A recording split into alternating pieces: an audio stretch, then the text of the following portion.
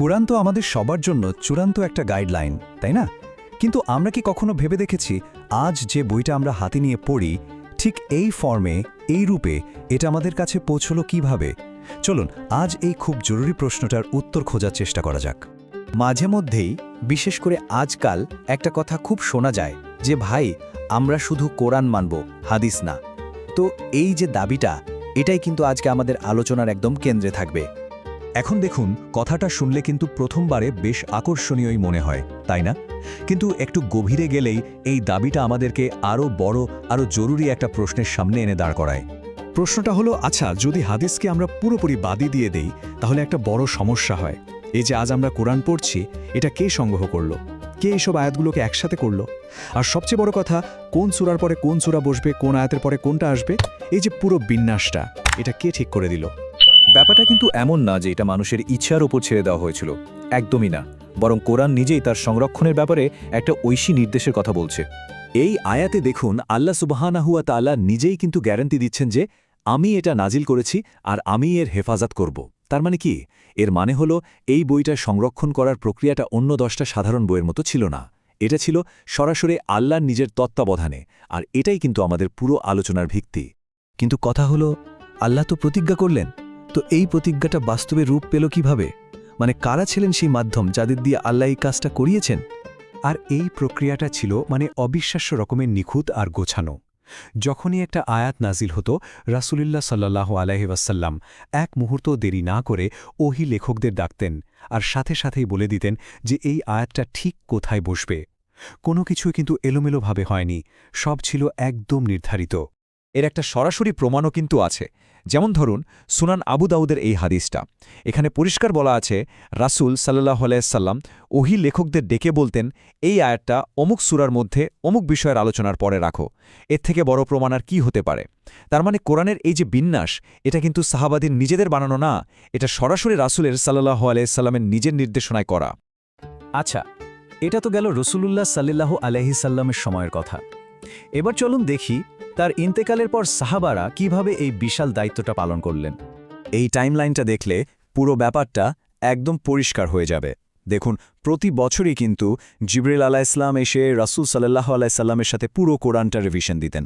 কিন্তু ইন্টারেস্টিং ব্যাপার হলো, তার জীবনের শেষ বছরে এই রিভিশনটা হয় 2 বার, আর তখনই কোরআনের চূড়ান্ত বিন্যাসটা ফাইনাল হয়ে যায়।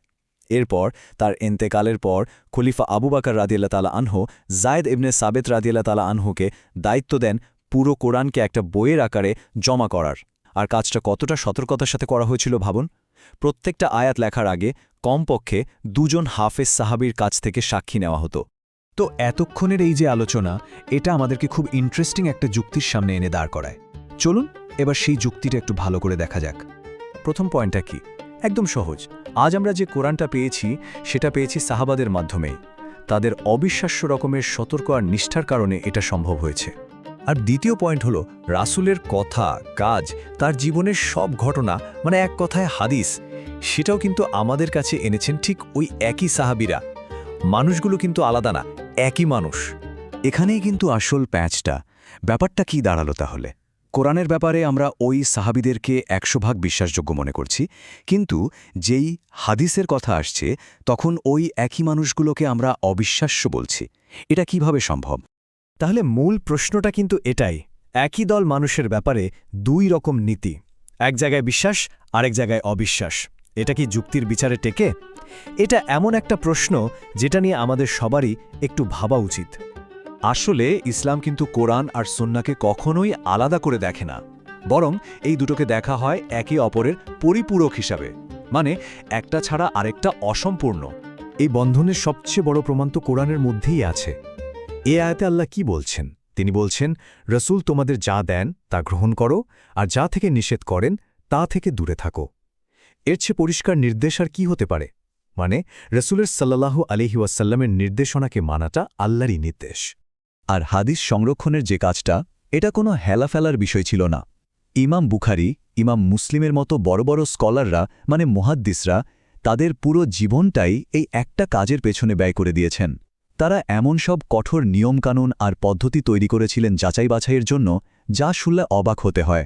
শুধুমাত্র সবচেয়ে খাঁটি আর নির্ভরযোগ্য বর্ণনাগুলোই তারা তাদের বইয়ে জায়গা দিয়েছেন। এটা ছিল ইতিহাসের এক অসাধারণ একটা এলমি প্রচেষ্টা। শেষ করার আগে একটা প্রশ্ন রেখে যেতে চাই ভাবার জন্য। আমরা যদি সত্যি কোরআনকে ভালোবাসি, তাহলে যার ওপর এই অসাধারণ কিতাবটা নাজিল হলো, সেই মানুষটাকে, সেই রাসূলকে সাল্লাল্লাহু আলাইহি ওয়াসাল্লাম মানব না? তার দেখানো পথটাকে অনুসরণ করব না? কারণ তার গোটা জীবনটাই তো ছিল কোরআনের এক জীবন্ত প্রতিচ্ছবি। এই প্রশ্নটার উত্তর আসলে আমাদের আর কারো কাছে না, নিজের কাছেই খুঁজতে হবে।